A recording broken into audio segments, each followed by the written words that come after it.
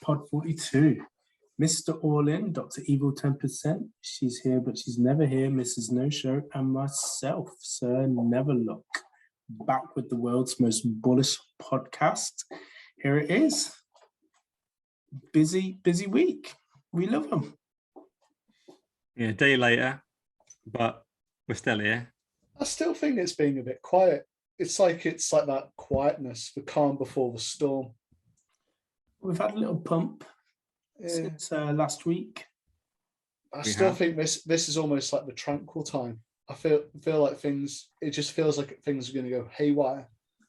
Yeah, I think you're right. I think people have been saying for a while. Once we've gone that 50% dip, we went sideways for quite a while. Now, without really realizing, we've gone up 10k. Pretty much gone from low 30s to what we all know 44.5. That's like back in the day. If we go back a year, going from 30 odd k to 40 odd k would have been, oh my god, bull market. Everyone's getting super excited. Everyone's still super bored. So just an accumulation.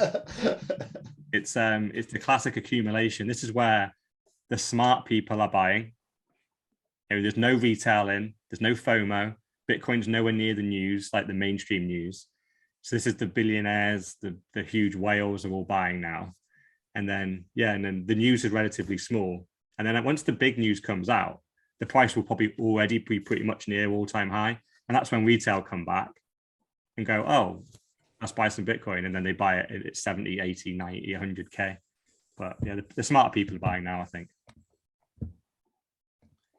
But I think it was a bit of a quiet week, mainly because I think I was on holiday. I wasn't putting many stories in the chat either. So it might be also that. Yeah, I have to share my stories in the chat because I can't get them onto iCloud for some reason.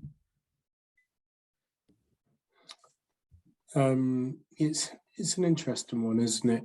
We've not heard anything from Turkey still with Erdogan. There'll be stuff that is out there. But there's things like use cases occurring, which we've got in a few of the stories. Like we started one of them, which is around the truckers in Canada. It's yet another use case, isn't it? Yeah. So the background to this is there was a fund, I think, to provide fuel, wages, and food for the truckers and the protesters, kind of like, because no matter what the media said, it was a protest against mandates. It wasn't a protest against vaccine. It's just like, you can't force me what to do, is fundamentally what it is, which is everyone's freedom, which I think is fair enough. And people started donating towards this fund because they saw it as a worthwhile cause. So Trudeau went and hid out in the mountains because he became scared by truck horns, and then asked GoFundMe to freeze the fund and then return the money to all the people who donated. And what people have done in retaliation is they've set one up through, I can't remember the name of the company off the top of my head. It's Tallyco. And when I looked on Sunday or Monday, it's about 500k. So there's quite a lot of money in there, and I'm guessing it's probably boomed even more, especially with Bitcoin price going up. Yeah, so this is, like you said, it's another use case for Bitcoin. So if you collect donations through fiat, through a centralized service, then they can just switch you off. Whereas it's Tallycoin, but tallyco.in is the domain. Yeah. And so they're a centralized service, but what they do, so this service could get switched off, but the address behind it is owned by the people you're donating to. So the money cannot get frozen because Tallycoin don't own the money. When you donate to Bitcoin for truckers, they actually get the Bitcoin in their wallet. So that's the big difference. So then, they've all just jumped straight to this. And it says here they've raised 70% of their goal. I think they're trying to raise, what even is that? I think they're trying to raise 21 Bitcoin. That's quite a lot of money. Yeah. Yeah. So what are they at the moment? They've got 14 Bitcoin, I think. Yeah. 14 Bitcoin. So what's it, about 32 grand sterling? Yeah. 14.7 Bitcoin. Yeah, 500 grand. Yeah, like you said. Yeah. So really impressive. I think the original one was up to about 3 million at the time when they froze it. So a bit of a way, but it's that use case that the government can control GoFundMe, but they can't control Bitcoin. Yeah. And this is the kind of censorship and right to protest that make sure that people do have rights. So you can go back to any point in society, and there's been, Martin Luther King, like if there's an uprising to give equal rights. I went, and they're using GoFundMe, it's frozen because we don't like your agenda, fuck off.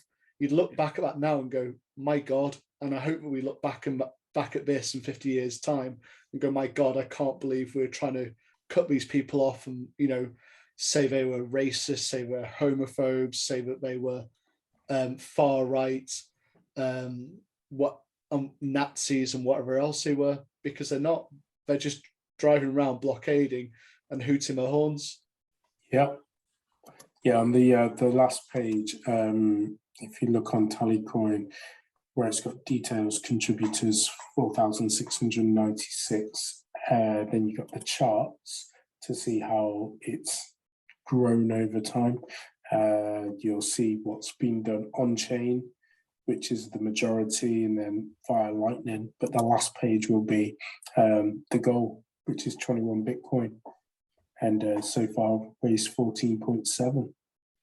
Yeah, and it's pretty impressive because if they did raise, they made 500k here and they had 3 million from kind of traditional fiat. It just shows you there's quite a lot of Bitcoiners that are supporting them there. Quite a lot of people have Bitcoin because, if you've raised 3 million just from fiat, like everyone has a bank account, right? So you can just go on. If you feel like donating, you would donate. There's plenty of people that probably land on this page, don't have Bitcoin. And then it might actually be orange pilling some people to go, well, I believe in this cause. How the hell do I get Bitcoin? And hopefully they start then going down the rabbit hole of how are these guys getting Bitcoin? How is that different to my Canadian dollars? And they suddenly realize, oh, the government also owns the dollars, so they can switch them off at any time. They can't control Bitcoin. So hopefully even this, just every use case that we have for Bitcoin just continues to orange pill more and more people. But yeah, the way that they have tried to kind of piggyback on this, and then no matter what we do, it's like what I always say, like Bitcoin's always been classed as the classic FUD. It's only for racists and stuff. And the second you talk out about government, you automatically become a racist. And they've tried to do here, I'm pretty sure they're trying to co-opt, because I'm surprised they haven't done it to Clown World yet. Clown World is what they get called a lot, but Clown World's kind of morphed into honk honk. So some very clever person, to be fair to him, has gone on Urban Dictionary and put honk honk means Heil Hitler, but it's the white supremacist way of saying it. So you can say it out in public. People don't know what you mean, but really it's like a veiled sign that you support Hitler. And it isn't. It's completely not. But they're just pretending that it is. It's like, no, honk honk just means when the politicians are talking and just lying, you just go honk honk. Like, you're not more powerful than a honk honk. That's the meme. It's not anything to do with Hitler, but they're trying to pretend it is. So then I can guarantee if you say honk honk on Twitter to a politician, you'll get banned for being racist. And I've said honk honk to Trudeau. I did. I said Hong Kong to Trudeau, I think, twice today. It's funny if you have a read through his posts, like it's these big serious posts, always in English and in French. Yeah. And you just read through the comments and it's just a load of people taking the piss out of him. And it's just like, you've lost, you have lost. You never had a majority because of the weird way which the Canadian government has, and you've lost pretty much all your support. And this is just, it's really interesting because it's bringing a use case, potentially bringing in new government, and it's shown that people have actually got a bit of power. Yeah, like I've always said, like there's not enough of them. If we just stop complying, they can't. All their rules that they make up in their suits and they announce them on TV, they mean nothing if we don't listen. They mean nothing. They don't have enough police officers to arrest everyone. So just stop complying. Just stop it. And fair play to these truckers. They've just gone, fuck it. We're just going to go into the middle of the town and honk our horns until they stop this nonsense. And it seems to be working. And fair play to them. And I'm seeing some crazy videos of them getting dragged out of their vans, like arrested, but they're not moving. and fair play to them. And I think I just saw on Twitter actually before I came on this, there's a load of trucks heading around Europe to start protesting in those cities as well. I think in Germany was this set. So it seems to started a movement that these truckers realize they are essentially like the arteries of countries, where they're the ones that move the goods from one place to another. If they just clog the roads and stop moving shit around, the whole country stops. And the politicians, they can say what they want, but the people are going to go, look, we're going to start running out of supplies and stop it. Just give them what they want. And normally, whenever I see protests, I go, what they're asking for is unrealistic. They're normally asking for like higher wages or some type of trade union to be put in, or it's kind of, I don't know, like equal rights for a whole race of people, a whole section of society. And you go, how can you do all this? Like, it's not realistic to just go, okay, fine, like all these people are just suddenly going to get houses. Like, no, you can't just magic that out of thin air. These guys, all they're doing is going, stop lockdowns and stop mandates. Just stop it. And that's their very realistic demands, especially when you look globally, that there's plenty of countries already done that. So if you're following the science, then why aren't other countries following the science and just stopping it? Just listen. Having a quick look at Urban Dictionary now, and it's, a dog whistle usually used on 4chan by Nazis, fascists, white nationalists, etc., tend to be apparent clown world or degrading society we live in. But then it's got a date. I don't know if they've altered the dates, but it's November 14th, 2020. Oh, yeah. So what's that for Hong Kong? Yeah. Oh, yeah. And there's another one here, Hong Kong, a dog whistle commonly used by neo-Nazis, and it's August the 4th, 2019.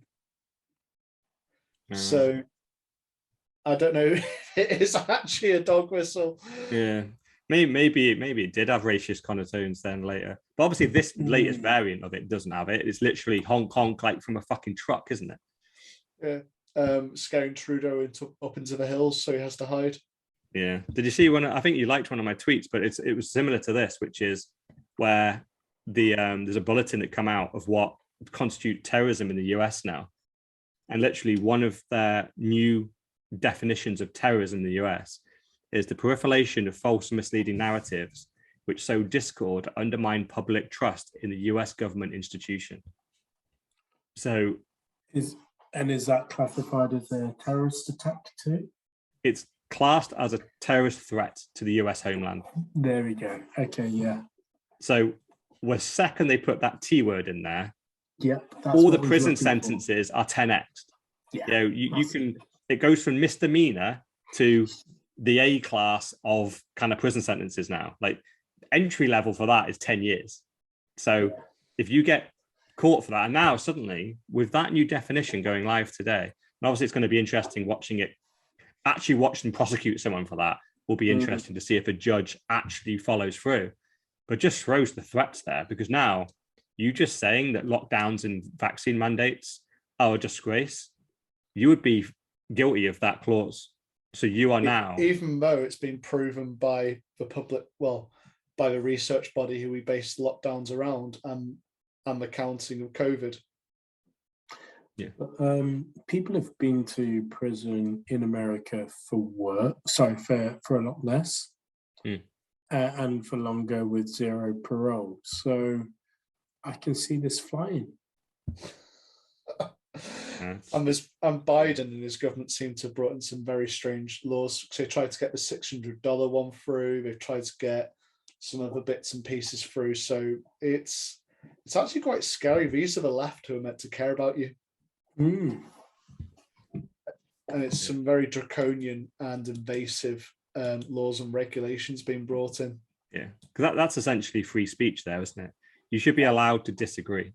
And in that law basically says you can, but not if you embarrass us. So is that going to be like Rogan? Is it like next you're going to prison? Yeah, exactly. Yeah, it's under that law, Rogan would be a terrorist, which is just a joke, right? You're literally getting into China, Russia land, which is agree with everything the government says or go to prison. Yeah, because they'll deplatform you and we'll also put you in prison. This is Yeah. this is end of empire stuff though. It's just Yeah. how long the end of empire rolls on for, whether it's Yeah. 1 year, whether it's 50. And hopefully within our lifetime we will see it. The It's problem just is how shit it gets. a lot of these dissenters and people that they call this, where they're actually highly productive people in society. So as you start to put more and more of us into re-education and kind of concentration camps, it just leaves like the woke people that virtue signal all day for a living. So they don't do anything. So the economy fails I anyway. was going to say you're not productive. Very Your productive. day consists of Twitter and OnlyFans. I'm helping the economy. He never denies it. Spreading this out. he just continues to look straight down the camera and says, yeah, he's right. Spreading the sats.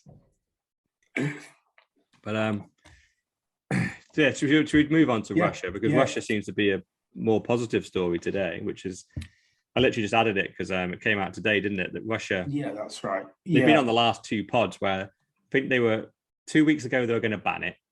Correct. I think last week they decided we're not going to ban it, we're just going to regulate it. And then this week they've agreed to regulate it as a currency, not as an asset, which is huge because the tax differences are massive there, because now it's just money.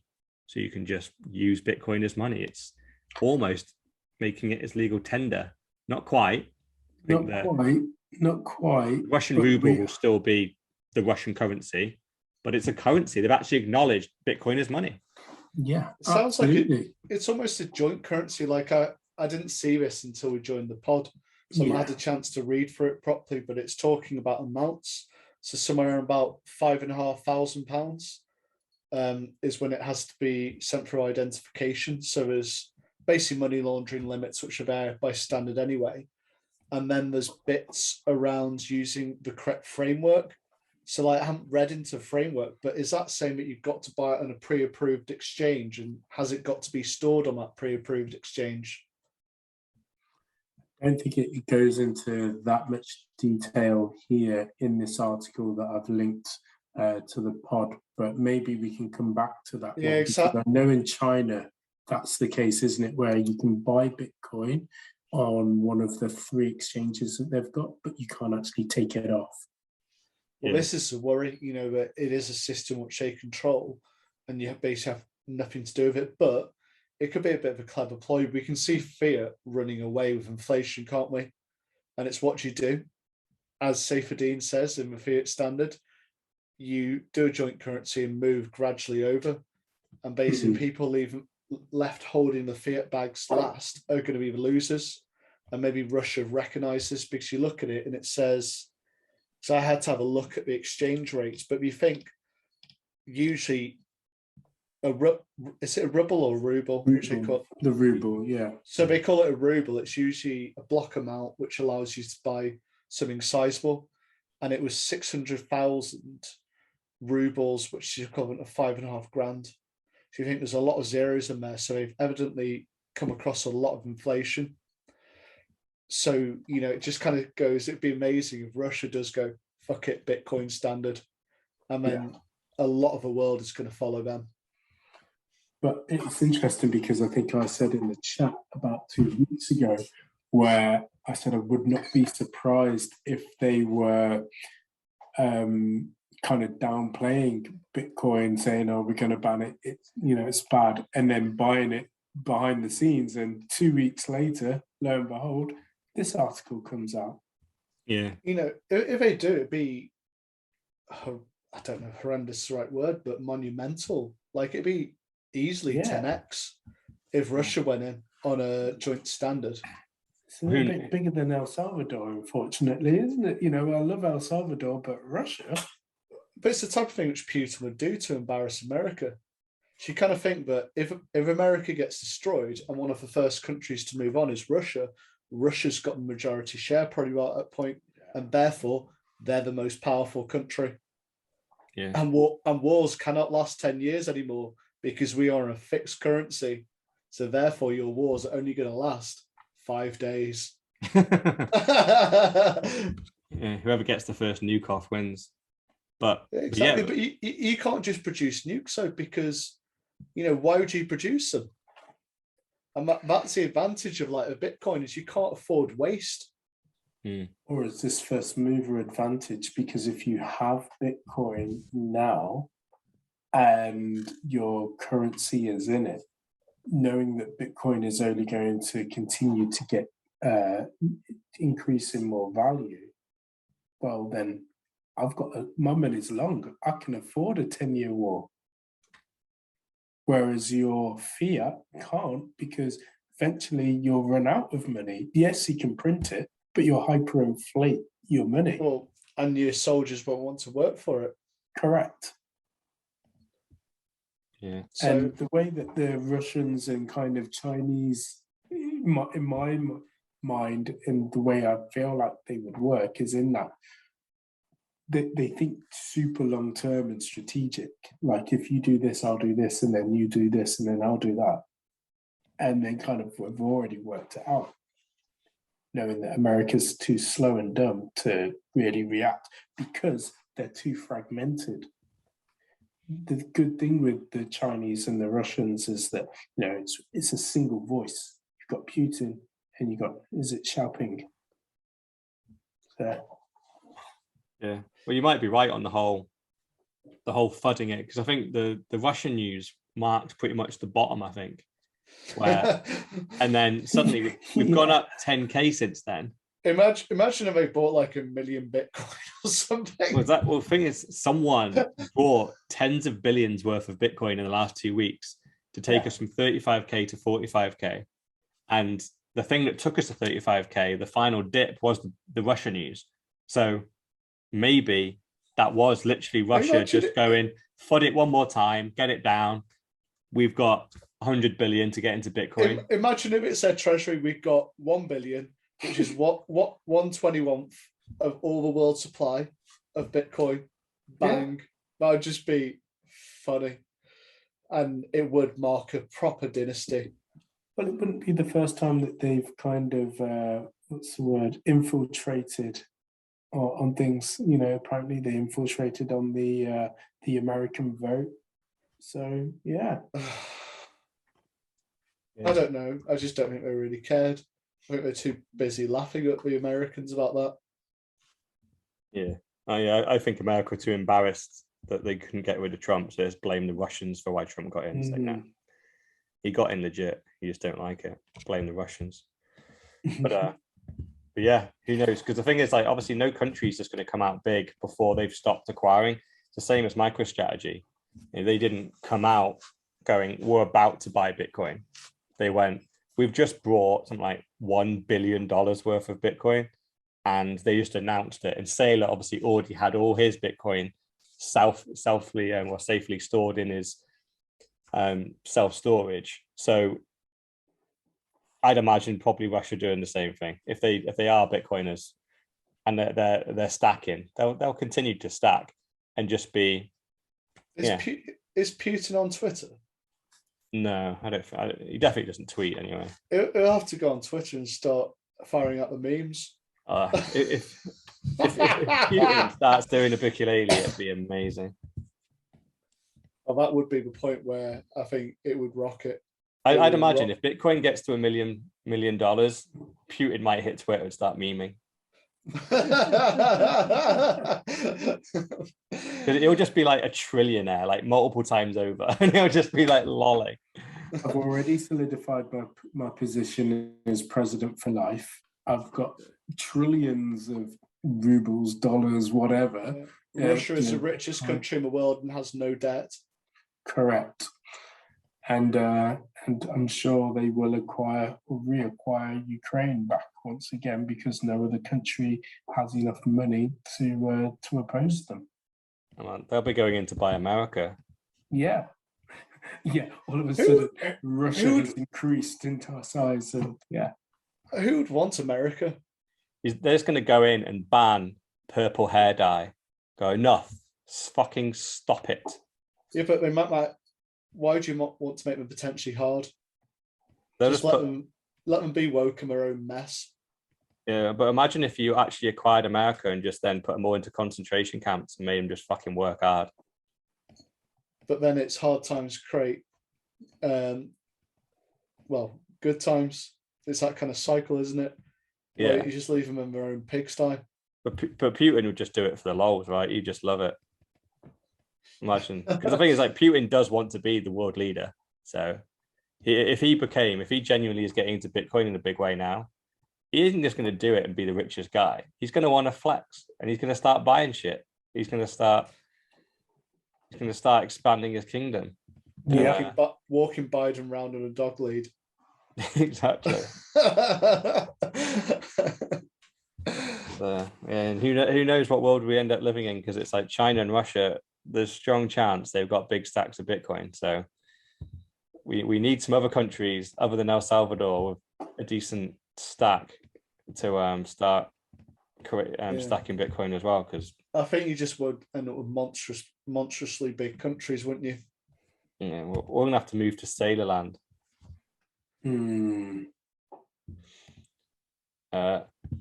Or Thailand, because Thailand's in the list there, aren't they? Miles, yeah, let's do it.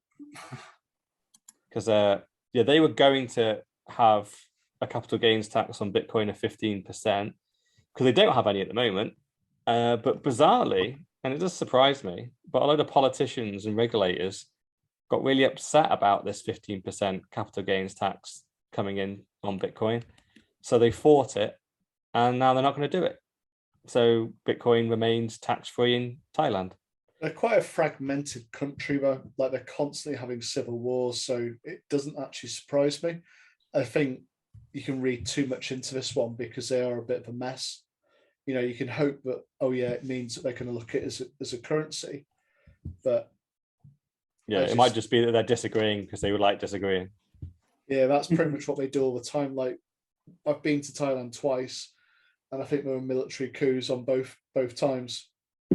You know, you just didn't go near that street. Yeah, I suspect you're right, because it did surprise me that they were so against it. I'm like, why are they against it? It's just, I thought these politicians would love some more tax coming into their coffers, but yeah, maybe it's just that they hate the government and are opposing everything. And then a Bitcoin article's just picked out the Bitcoin bit in a bit of regulation that might have had 60 other bits in it, and they were just arguing with all 60, and Bitcoin just happened to be in there. Yeah, we can hope, you know, we can hope that it is going to be looked at as currency along with Russia and everywhere else, but I think they're just too busy having a little hissy fit with each other.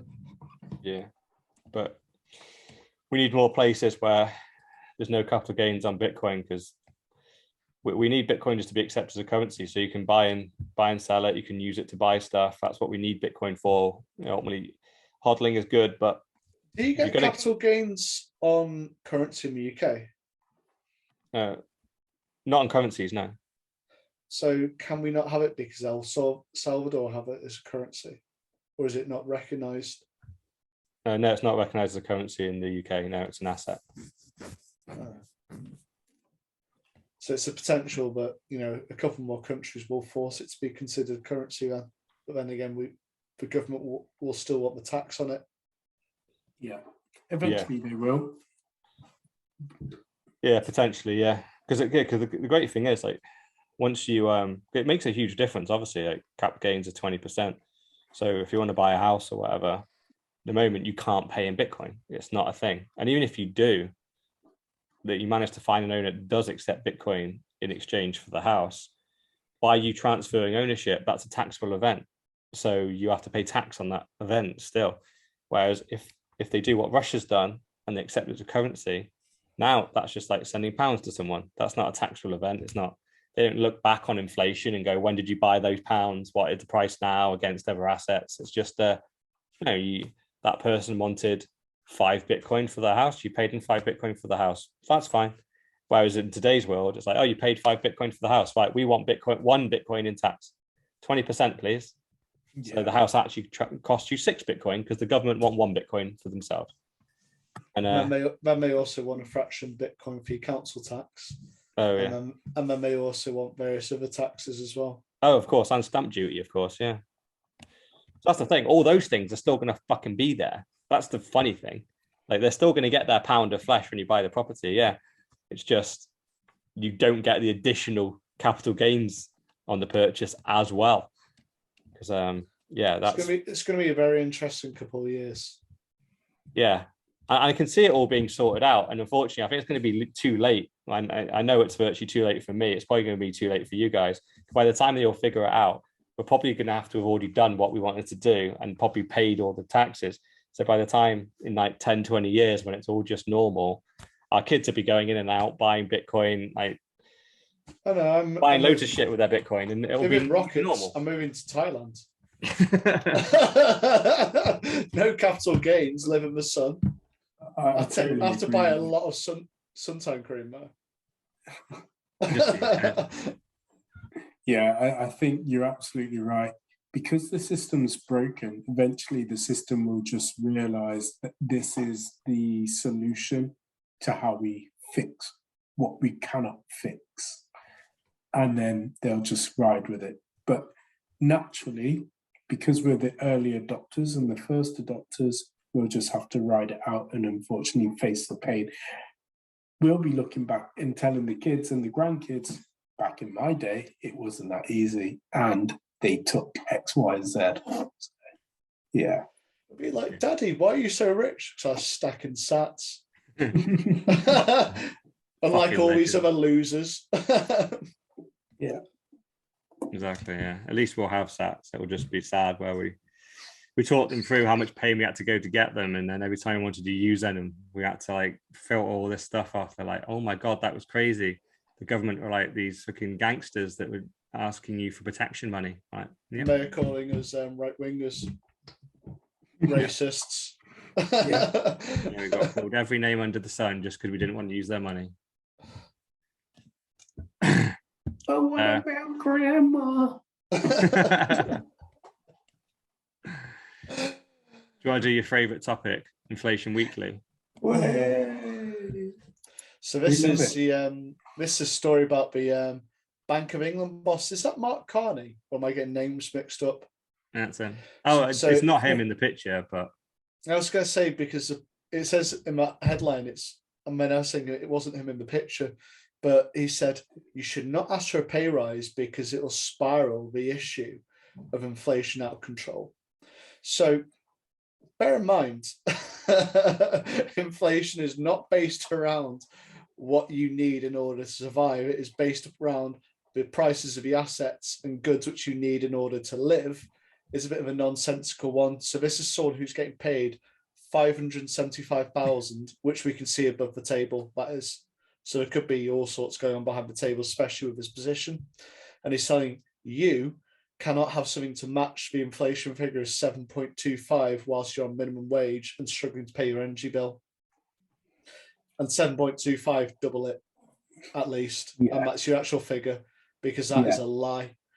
And we've seen on hard to reproduce goods such as meat, steak, where it's gone up significantly more than that. Is it worthwhile letting the audience know? Meanwhile, Andrew Bailey was paid £575,538, including his pension, which is 18 times higher than the median annual wage of the average UK citizen. It's ridiculous. Funny thing is, I saw this article on LinkedIn, and so I had to read the comments. Some of the highlighted articles in the top right. So when I'm trying to look at work, I've pretty much given up on LinkedIn now because it's just full of people posting their dogs and their life wins and so on. I'm like, it's basically just Facebook, but I log in to read these, and it had the bit, and it talked about it, had all people's comments. So I'm like, let's load the comments up. And it was like someone saying, no, businesses won't pay that. And I was just like, businesses won't have a choice when someone says, I can't afford to work for you anymore. And then it was also things like, oh, they asked for more, they're going to put it as a massive cycle of inflation. Like, That's not how inflation works. And people have been brainwashed by this, by him saying things like this and other people. Inflation is caused by increasing the monetary supply. So, as a simple explanation, if there's £1 million out in circulation and you increase it to £1.2 million, it's increased by 20%. Therefore, the value of what you can buy in that £1.2 million goes down by 20%. And it's really simple. So that is what the Bank of England have done to you, is they have increased it somewhere about 15 to 20%, and therefore your purchasing power has gone down by that much. And they are telling you, because they've done that, if you ask for a wage increase, you're going to spiral costs out of kilter. But basically, the reason why they're asking you not to is so their mates of their companies or their investments still make the amount of profit which they are, and don't get their costs up. Yeah. Rant over. Yeah, because unfortunately it's like the line from The Big Short, when they realize that the housing market has crashed, the banks have gambled everyone's money and lost it. They have that phone call between the two fund managers and they go, okay, it's over now, right? This will never happen again. They're going to get punished. They've got caught with their pants down. And then the guy just goes, I've got a feeling this is going to be the same that happens every time. Every time they get caught like this, when they come out the other side, they blame poor people and immigrants for the reason that it crashed. And then they just carry on and get away scot-free. And this is it right here, right? Because who are going to be asking for the pay rises, really? It's going to be the people on minimum wage, people on $500,000. He's so, like, he can take a 10-20% hit on his weekly shop and fuel and his energy bill. He doesn't even notice it. It's just, he probably doesn't have a mortgage. At 500 grand. But he'll have a 10% increase. Exactly. Yeah, exactly. He probably will get a pay rise anyway. It'll be written into his contract. Yeah, but he doesn't even need it. That's the thing. It's just one of them where he's just swimming around in free money, where he's probably got millions in assets, all going up way faster than inflation. Probably got multiple properties. He can easily just go, you know what? I'll set the example and freeze my wages for like the next 5 years. It doesn't fucking matter. You're already worth 20 million. So you're already out of the system. When your assets are worth like 20 grand in total, and most of that's in your house, and the amount of free money you have each month is like 100 quid.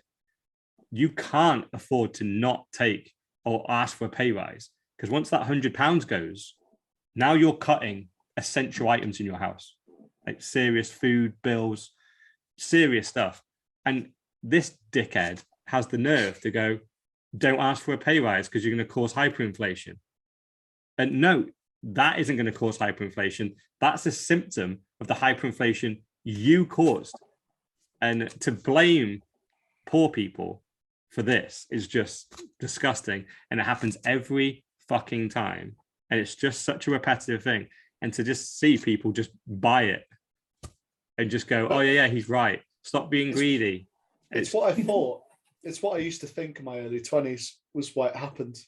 Yeah. But, people got greedy, and you actually dig into it and go, it's actually caused by the central banks printing money, devaluing people's savings, devaluing people's wages, and therefore plunging into poverty. Otherwise, in a free market with a sound money, you'd be able to work out what you need to live. So, this is what you need to buy to eat. This is what your energy bill is going to cost. This is what your housing is going to cost. Therefore, this is what someone needs for the absolute minimum to get by.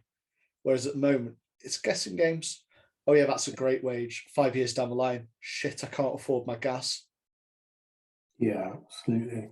Do you think that they want people to get to the stage where they are asking the government for handouts because they just simply cannot afford? I think I'm caught between two minds. One, So they don't give a shit. And then because they're like, what does it matter? And then the second one is because it's free money, why not use the benefit system in order to control people? Yeah, no, I think it's got a double-pronged kind of benefit to this. Number one, it deflects from the real issue, which is they're the cause. So they need someone else to point the blame at. So this is the classic divide and conquer tactics.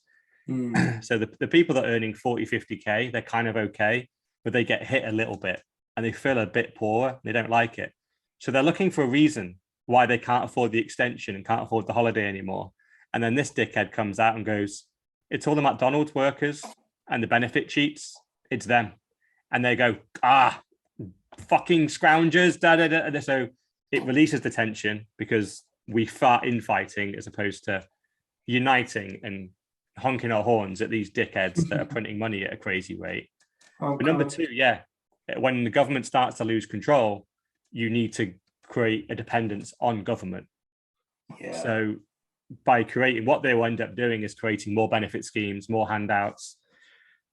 And so people look how generous we are. Here's £50 benefit more per week, but isn't that made up of the shitty money which you just created? Yeah, and for every grand, they'll give out 50 quid and say they're generous. And essentially what you end up in is a socialism type state where you have a dictator, and you're in basically China or / Russia, where pretty much, or Cuba, where you're wholly reliant on the government for pretty much everything. And if you have an independent thought, you go to prison for that. And that's the at the moment that's the Great Reset, right? It's everything we've been talking about for pretty much a year and a bit. That's the progression that we're going, and slowly but surely, as they devalue the money to save themselves from hyperinflation, what they ultimately end up doing is just going, just give us all the money and we'll just give you pocket money. Just do your job, don't worry about pay, but all your health and all that type of stuff will be sorted. It's like the Nirvana state.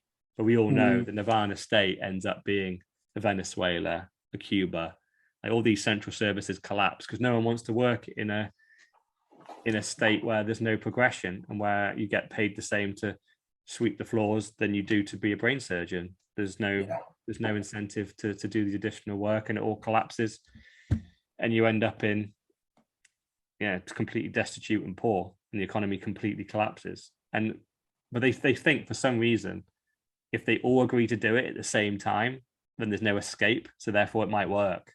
I think that's what they're doing this time. And we just got to keep fighting it, keep honking. Racist. I feel like a lot of people just don't have that fight, and eventually they just break the fight in people because first of all, they're not educated to actually understand what is actually going on, and they're being manipulated because they're being fed one story, which is obviously a lie. Not a lot of people have the desire to really want to go out to seek the truth. So they just go with what they've been given. Yeah, that's the thing. And the thing is, there'll be plenty of them, and we've seen that over the last 2 years. So many people complied, but it just takes that vocal minority just to speak up. And then, like I shared before with that first follower video, you just need to be the guy. Be the guy in your group that stands up and starts dancing. You try and get someone to come dance with you. And in our land, it's just like you're doing inside your work at the moment. You're doing honk honk all fucking day now. You're honk honk honk honk. And the more you do it, the more others start going, why are they honking? And they start honking. And then before you know it, you've created a movement and you make change. And that's just what we got to do here. It's like a lot of people won't join until at least 20% are fighting. Then the rest of the majority will feel left out and go, oh, let's go join the cool kids. But at the moment, we're the fringe minority that just look like crazies. So we need to keep going, and eventually we won't look like crazies. We'll look like the normal guys, and it'll be the government that look like the crazies that want to lock us down and force jabs on us, and thank them for printing fuck tons of money, devaluing our wages and savings. So I was going to say the government already look crazy, but everyone seems to just be missing it. I mean, Biden this week, who's going to give out free crack pipes. I told the wife it's real. I told the wife, she's like, you're joking, aren't you? I was just like, no, sent her an article. She's like, my God. And literally to fight racial inequality as well. Are you joking? Like, what the fuck are you doing? Crack for all. We want to make sure you get your crack. Nice, good hit. Wasn't it some like it's under one of the operations of the CIA? They're the ones who properly got the spread of crack cocaine into the black community in America, wasn't it? Oh yeah, well yeah, we've discussed It's that numerous times. The whole like opioid crisis was definitely almost created by the CIA. So for them to be publicly going, we want to send crack pipes to the poorest communities in America to improve racial inequality is so clown world. Like, I just saw the comments going like, you can't be a comedian in this world anymore, like because that would be a joke. And you can't say the joke because it's just real. Like Biden actually did it, actually announced it, and is somehow proud of it. I haven't seen a video of him announcing it, but I'd love to see that one. Hardly see any videos of him these days. Yeah, he probably died about 6 months ago. Yeah. Nancy Pelosi was a bit too much then. And Elizabeth Warren. Do we want to move on to another story, Ben? Yeah, do you want to go on to the FUD of the week? Oh, I saw this on Reddit, and I think I'm guessing Mr. Orlin, you picked it up. So yeah. I read that Bitcoin's going to break. Yeah. Oh shit! It's pretty official. It's not just something made up. Bitcoin's actually going to break. What are we going to do, guys? It's legit as well. It's legit. There aren't enough digits in the block height.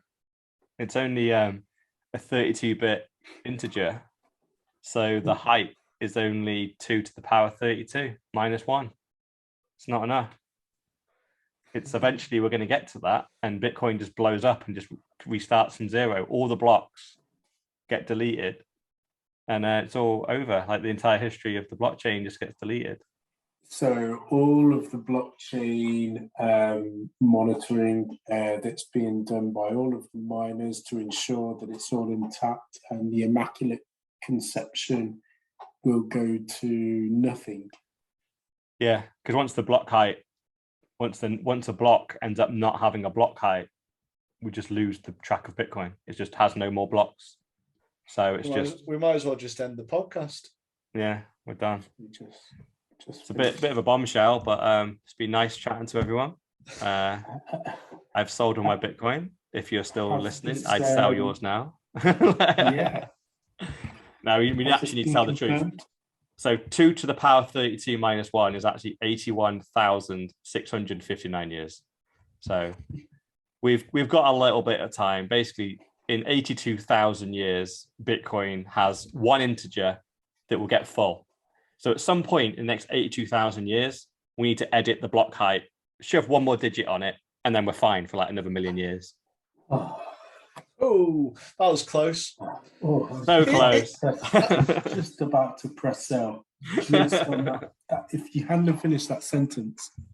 I think the one thing which I do like about this is the fact that they found something which, whilst it isn't an immediate concern, it's still a bug. Yeah. If you want to create a money which it's a scalability issue, isn't it? Yeah. So you kind of think, scalable through time.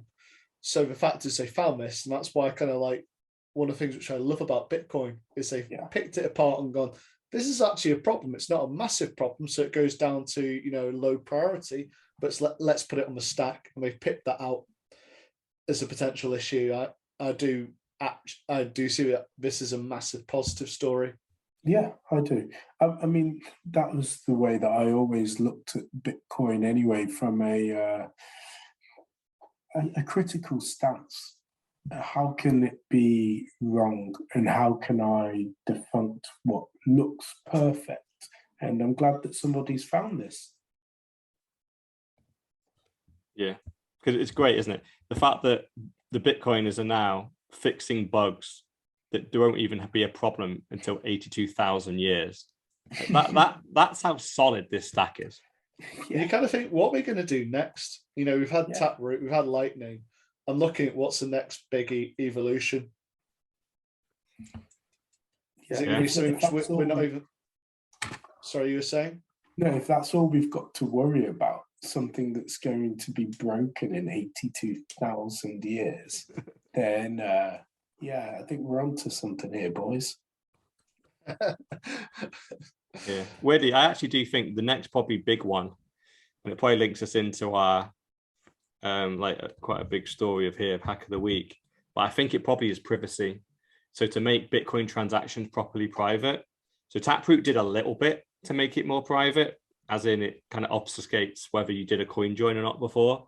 But once you've done a coin join, say, and then you're sending a transaction, you can see who sent it and who received it, and then who they send that Bitcoin onto, et cetera, unless they keep coin joining each time, which people don't tend to do.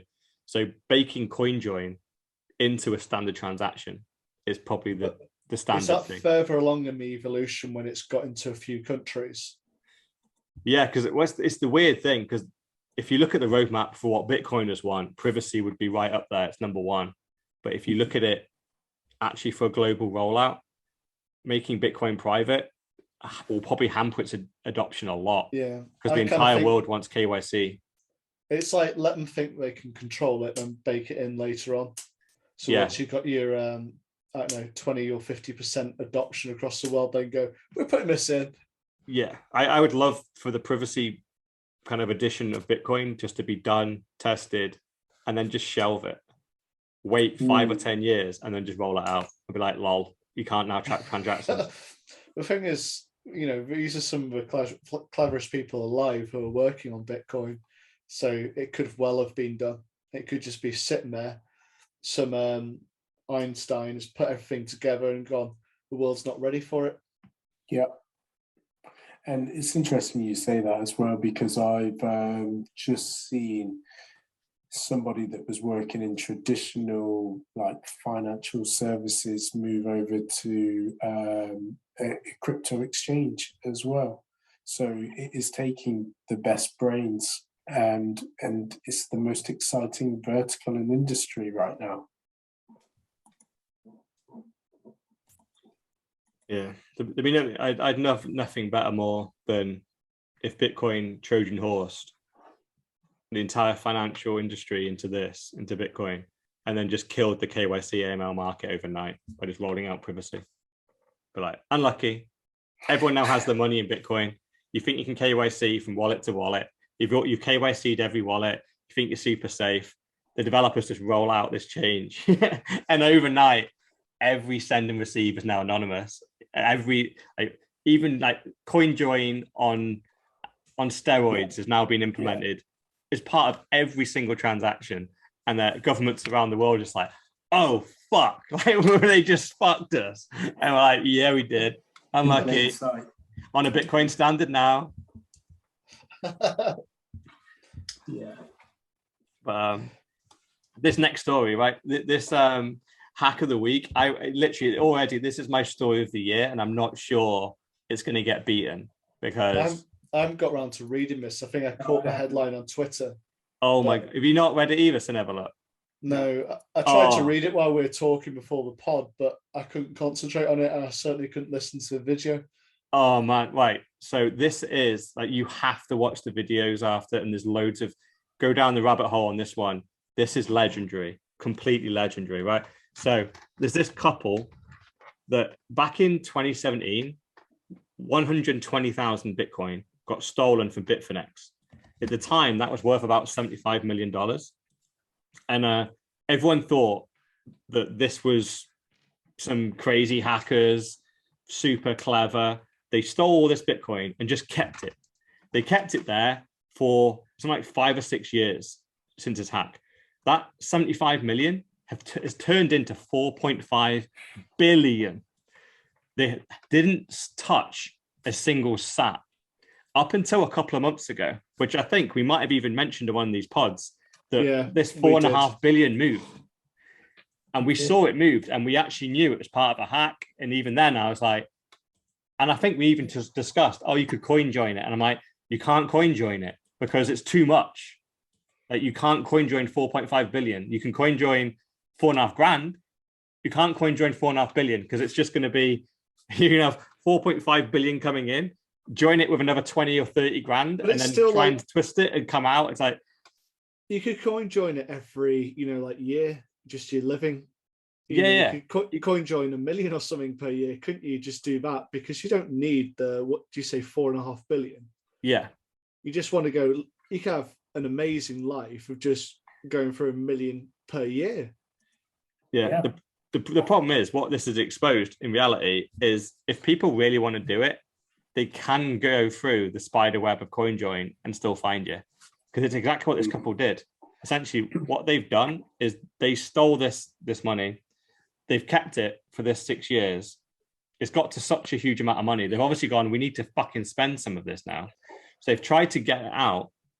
They put it into various cryptocurrencies. They CoinJoined some of it, put it into some privacy coins, sent it around a couple of times, and ultimately then sent it to an exchange at the end of all this in their proper names, sold it only up to the amount of 75 grand up to this point, which you'd think would be pretty much below the radar in crypto land. That isn't a lot of money. Plenty of millionaires knocking about, but it probably got flagged on these guys' accounts because I think they're both like normal people. So having 75 grand come in probably did raise a flag. But ultimately what had happened is the FBI and just about every other authority in the land was tracking this Bitcoin address. And if you put enough people on it and track every coin that went into their little coin join and into these privacy coins and then back out, they tracked it. They managed to find little bits, and at least with a level of certainty to go, we think it's here. And it went there to this exchange. And then they just started monitoring these people, started then investigating about the people, and they found them. So basically they've been arrested. They only got 75 grand. I think their highest ticket item in their business account was they managed to claim 11 grand for COVID support during the pandemic. That was the biggest thing they managed to get in. They managed to get a $500 like Walmart voucher. So they basically got nothing. They basically benefited nothing. But these two people are the biggest clowns you've ever fucking seen. It's almost like they were getting away with being like a Marty Bird. So I don't know if you've seen Ozark. Yeah. But he's proper under the radar and he's laundering billions for the cartel. Except for he obviously knows how to do it. Yeah, and he's actually intelligent. These two guys, if you watch any of their videos, like the girl she thinks she's some kind of rapper. She's the worst rapper you've ever fucking seen. She's a complete joke. And I don't know whether she thinks it's like parody or whatever, but I don't think it is. And these people are so stupid. She's got loads of TikToks. Everyone's been digging him up. And it just gives everybody hope that you can become a billionaire too. Because these morons can. So can you. Because ironically, like how we always said, if you're going to be super clever and hack billions, you're going to store those billions securely, right? Yeah. These morons stole this Bitcoin. They stored the keys on a cloud server, left it there for 6 years. So when they finally got caught, the keys were still fucking sat there. Wow. So now they've recovered the majority of the funds. So Bitfinex now how did they steal it in the first place? I was going to ask that. Yeah. Well, no one quite knows, but essentially all it was really is there was a hot wallet on Bitfinex sat in the middle, and it had 120,000 Bitcoin in it that were just doing the withdrawals for their customers. And somehow they got access to this wallet and just sent it to their own wallet. They got in through some type of firewall, got access to this, and just the keys were sat there. So it was a very like low-level security problem that a new exchange at the time just hadn't patched. And to be fair, the guy, I think it was the guy that did it, must have had a relatively good technical knowledge to be able to get into an exchange, find the hot wallet, and then send it to himself. But then once he had it, he had no fucking clue what to do. So he just sat on it for 6 years. And the second he started using it, they got nicked. And they didn't have the sensible kind of forethought to go, like, we think we're getting nicked here. Let's delete our social. Instead, all their socials are up there. So now they're just getting completely embarrassed all over Bitcoin Twitter because these guys are just complete clowns. Like normally you think that they're some sophisticated hackers. These guys really know what they're doing. You could not get a dumber couple if you tried. I have to have a watch through the videos then. Yeah. I've emailed it to my phone so I can watch it later. Genuinely hilarious. Like there's she's done proper productionized rap videos, and oh my, it's just, you can't get more cringe. Can't. Obviously, a white woman rapping is cringe anyway. This white woman is even worse. Yeah. It's just horrendous. So it's my story of the year right now, because to think that these people were billionaires, at least for a couple of days, whilst they thought they might have access to it. But even above an inflation story. Even above that. So out of interest, will the stolen coins just simply go back to Bitfinex? Yeah, they're probably they're going to probably take years and years to do it. So at the moment, they've been claimed by the US government. So the US government, I think out of the 120,000, they managed to send away, and they can't quite find something like 25,000 Bitcoin, but they've reclaimed 95,000 Bitcoin. So they are owed to Bitfinex, but it's going to take years for them to figure it out. Because weirdly, it's going to be a very weird thing, because what Bitfinex did at the time, they lost $75 million worth of Bitcoin. At the time, they could afford just to make their customers whole. So that's what they did. They basically put 75 million of their own money into Bitcoin, bought 75 million pounds worth of, or dollars worth of Bitcoin back, and then gave it to their customers. Just to go, there you go. We got hacked, but we put our hands up. Our fault, not our customers' fault. You've got your Bitcoin back and you didn't lose any money. But now these guys basically held their Bitcoin for them for 6 years. They're now getting, out of the 4.5 billion, I don't know, they're probably getting like 3.5 billion back. And they only lost 75 million. So Bitfinex now are like minted. Do you reckon the government will try and fuck them over on that? Yep, I do think the US government are going to try and take some, yeah. Here's 75 million. We're keeping the other 3.25 billion. That's exactly what I was thinking straight away. They won't want them to have it at all. Yeah, it's a very weird thing, isn't it? Like, it depends on how the theft is denominated. If it's denominated in Bitcoin, then it's 120,000 Bitcoin. But if it's denominated in dollars, they only lost $75 million. So now we have 3.5 billion recovered. We'll give you 75 million back. This is just, this is our cost of doing business. You know, we incur costs as well. So who knows? But Bitfinex registered in the British Virgin Islands. So that might be another problem for them then, because it's the American government that have their money. The Americans will just be like, fuck off.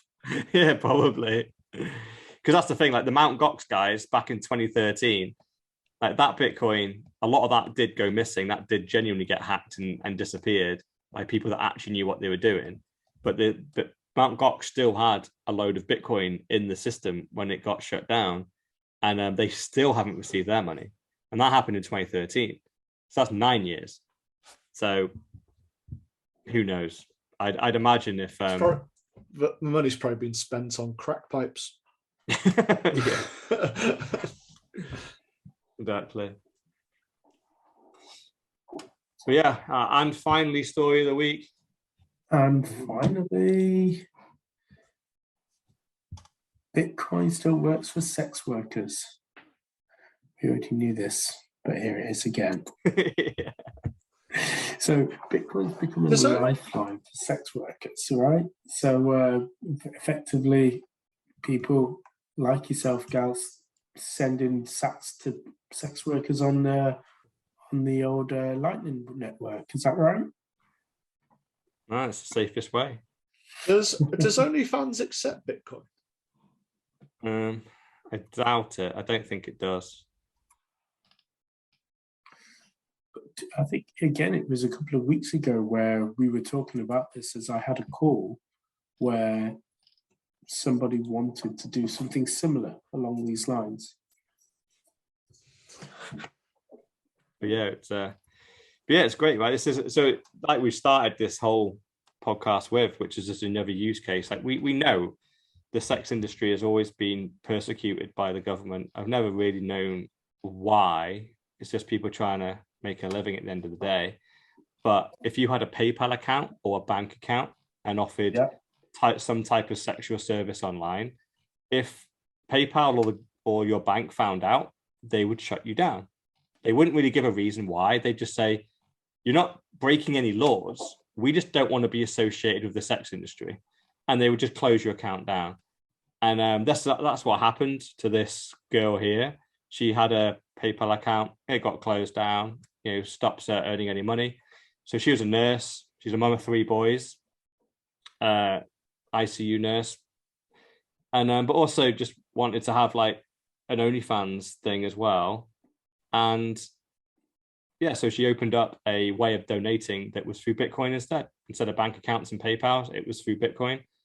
And I'm not sure how many years this took her, but she's basically got $1.3 million worth of Bitcoin now. And she's saying in the start, it starts off with Bitcoin and the QR code through Coinbase, if I remember correctly. And they scanned it across the screen. It took 15 minutes to go through, but you obviously can't have the chargebacks. So that was, obviously people shutting down the bank accounts, but then she also talked about chargebacks, that sometimes the people who are paying would claim a chargeback 6 months later. Yeah. And the problem is with stuff like banks and PayPal, especially if it was like some sex website, they would always decide with the customer and go, they're scamming. So they would always refund you, and then these people would lose their money. Yeah. And whereas in Bitcoin, no chargebacks. So she's been smart there. She's done the QR code thing. Essentially, that's just you get in through the fiat platform, but then you go, but to pay for my additional stuff, scan this and pay me that way. And that's outside of the platform, so that you can't get charged any fees. You receive the Bitcoin directly to you, can't have it seized. And you're forever working. And there you go. It's sounds like a single mum, 3 kids, wants to work, earning a Bitcoin. She's a millionaire now. Yeah, I'm kind of like the opinion that I don't think it's anyone's real business. Yeah. If you want to do it and you're not being coerced or forced, then it's your business. Exactly. And the thing is, it's not against the law. It's a very weird thing where the banks and PayPal, they don't even give you a reason other than we just don't want to be associated with it. Now, that's not a good reason. Like, what do you mean? Like, it's your opinion. Like, what? How are you associated with it? I know. It's literally, like when you get a taxi, like they're not allowed to refuse your fare, are they? It's like a criminal offence to deny you. Like they're offering a public service. When someone steps in and asks to ride, if they deny you, it has to be for legit reason, as in like they fear for their safety or something. They can't just go, I don't want to go there. It's like, no, or I don't like the look of your face. Like that, no, you're breaking the law by doing that, and I can get you prosecuted for denying my fare just because you don't like the look of me. No, that isn't legit. You have to have a genuine reason to think I'm going to damage your business by you doing this fare. But for some reason, the banks and PayPal are allowed to go, we just don't like you. You work in an industry we don't like, so we're just going to deny you service. But again, I love the fact that they do that. It just proves yet again that the fiat system, the centralized system is broken. They want to set too many rules. Bitcoin doesn't give a fuck. If you want to send someone some Bitcoin, the network just goes, it's also okay. With an exchange, why do you need a bank involved as well? It's an exchange for, money or currency for goods. You kind of think, if it's in person, you'd be hanging cash. We're now on the internet. We've had the internet for, 30 odd years. Why on earth do we still need banks? And it does raise the question, banks do. There's actually no reason anymore for a bank to be involved, is there? Yeah. Well, there wasn't before Bitcoin, because it was literally just to decide, it was to settle disputes between individuals to go, I didn't send that 10 grand to you, you tricked me, or I wanted 5 grand and you say you sent it and I see you didn't. So the bank gets involved and goes, no, he sent it. What do you do about that in the future? Do you have some kind of central purse which agreement you have a decentralized network in Bitcoin that the network consensus is true. So if you tell, so say we're here and me and you having a dispute, and we're trying to get Seneveluk to like audit it, I say I did some work for you and I wanted £5,000 worth of payment, and I say you didn't send it and you said you did, all you do is send Seneveluk the transaction ID and go, look, this is my payment. He can then check on the Bitcoin network and go, he sent it to you. Stop lying. What And about I would have to go, all right, fine, he did send it. if it's a dispute about the amount of work or something like that? So I say, well, you never. I sent the money. You haven't given me the goods or services. Yeah, that one's then just down to people issues. It's just about and banks don't solve that either. You then have to go into the court system and then start disputing that the amount of work that was done didn't match the 5K. The banks only sort out, did the 5K go from your account to mine? Yeah. And if we were to go to Seneveluk here and go, I'm claiming you never sent it, you could send the transaction ID to Seneveluk here, and he could go, I can see it. He sent it on the day he sent it directly to your account, and we know you own that account because you sent it to me and I've paid you through that one as well. So it's yours. He sent you the money. Stop lying. He paid. That's what Bitcoin solves. Then any other dispute about whether I think you delivered £5,000 worth of value, that's now always outside of a computer program. That needs to be humans to sort out.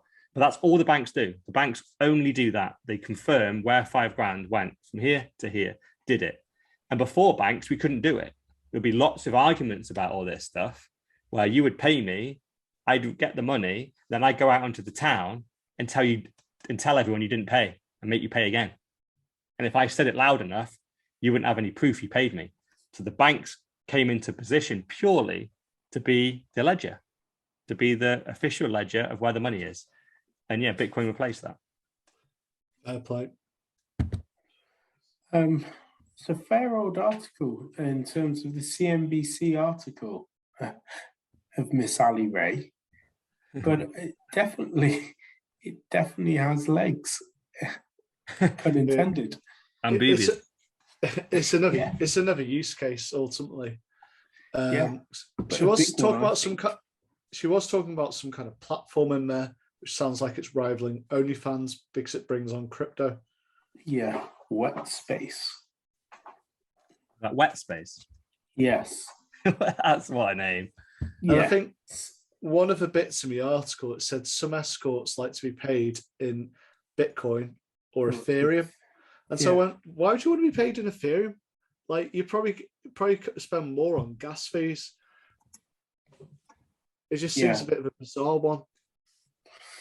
Maybe it's just because it's the two leading, and obviously people don't necessarily know why. So, okay, I'll take one of the two.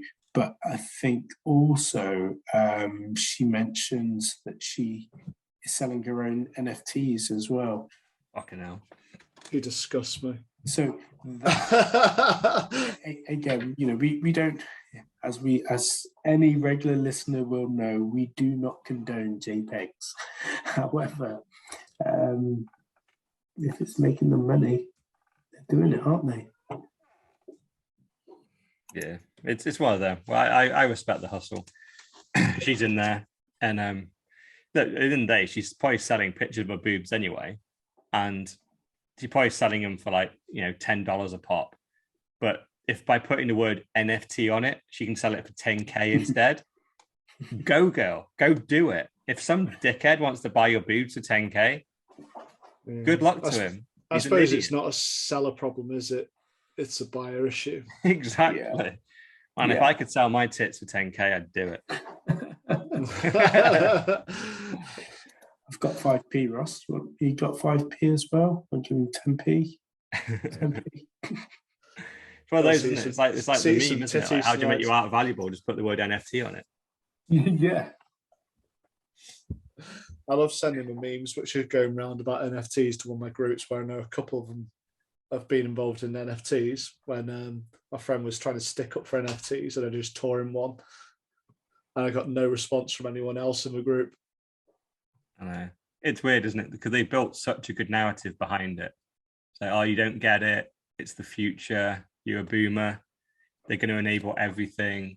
And you just go, fundamentally, they're just built on sand. Like some of it, might become true in like some like very niche area, but by and large, the majority of this is complete and utter garbage. You just know it is. They're just farming these shit out.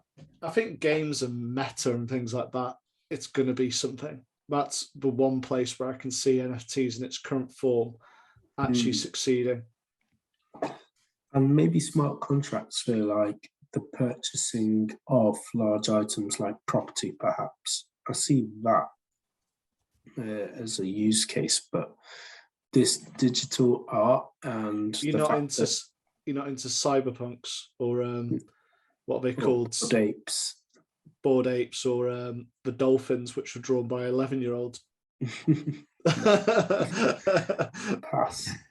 It's one of them, isn't it, where I still don't quite see it, because you know, like how we literally just had that debate then about what does Bitcoin do? It just replaces the ledger.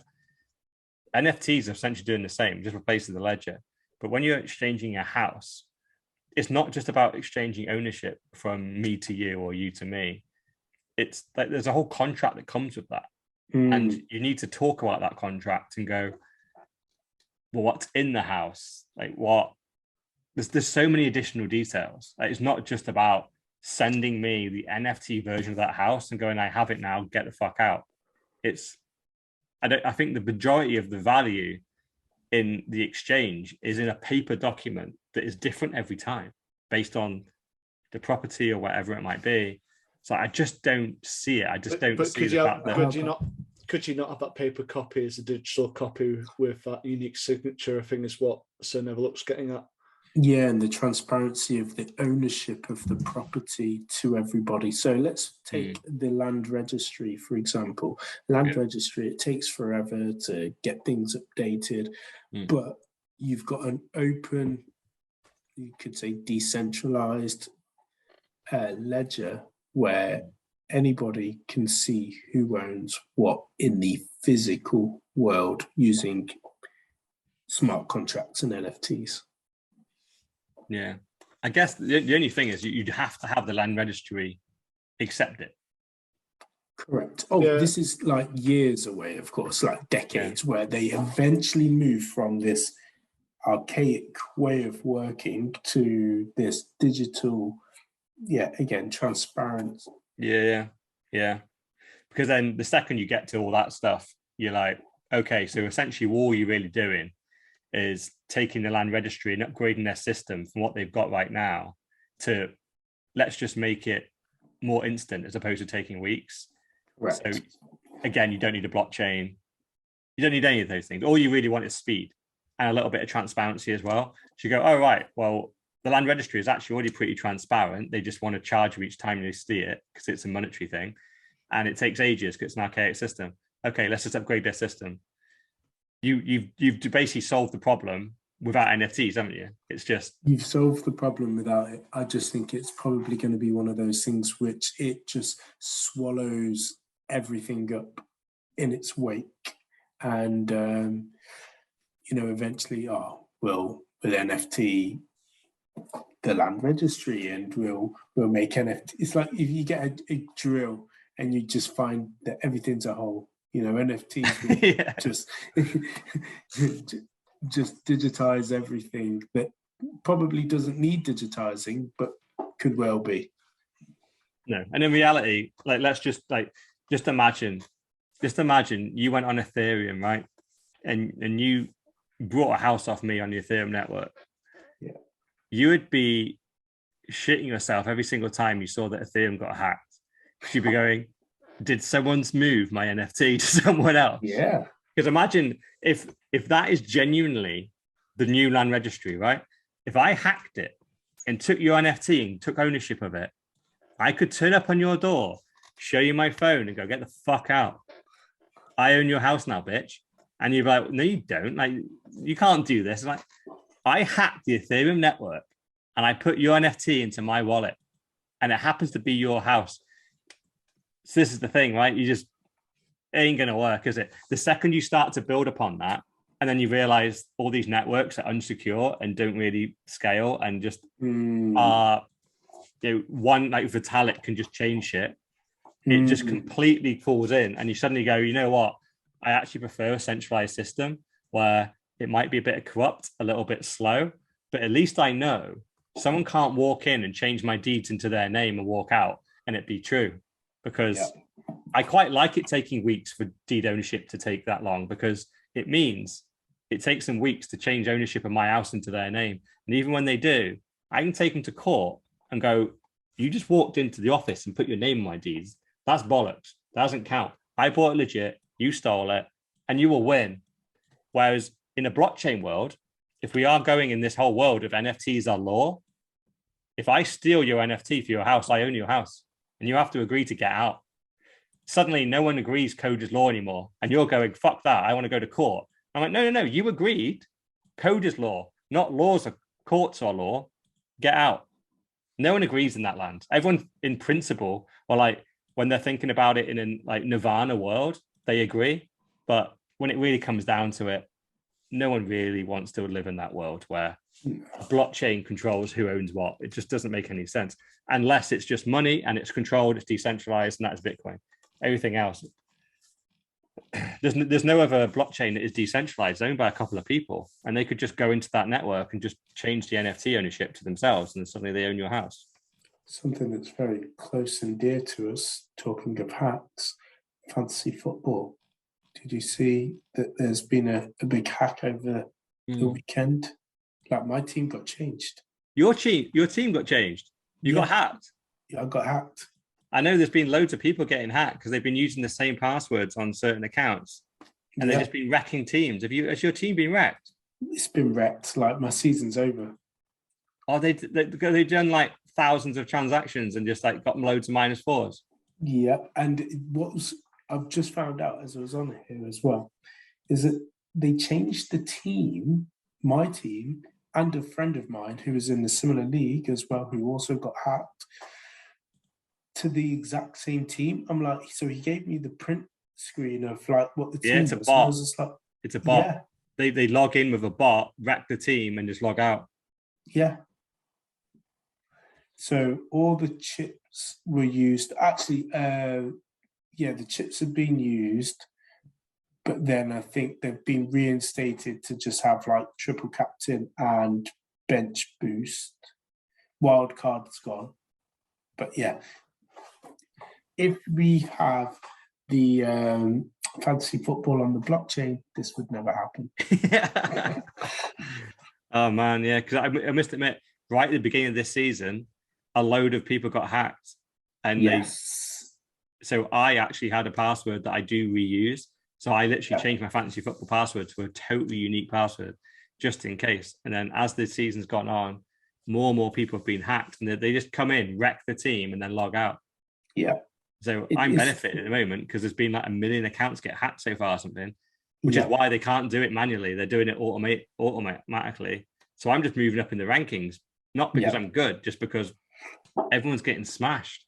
And the minus points. So yeah, I might just be moving my team out and just just finishing for the season.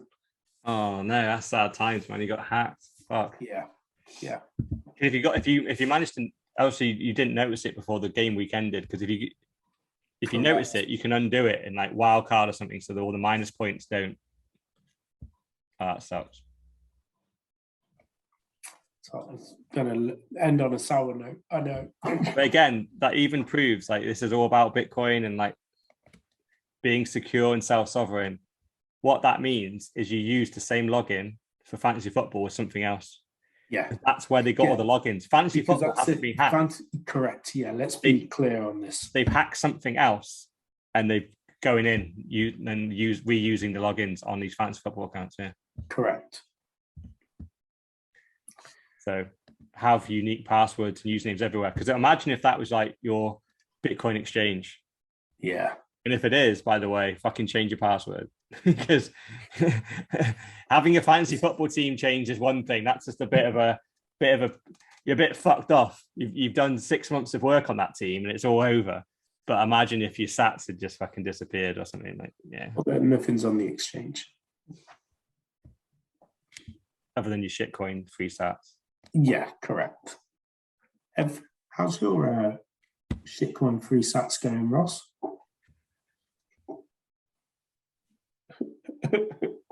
He's frozen. Yeah, I think he's No, literally. Oh, I yeah. just don't want to talk.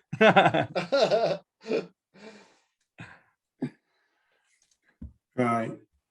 Anything else from anyone else? I think we're done, boys. That is it. That was another podcast brought to you by the world's most bullish podcast, The 4Bs. Myself, Sir Never Look, Mr. All In, Dr. Evil 10%, and she was here, but she was never here, Mrs. No Show. Peace out until next week.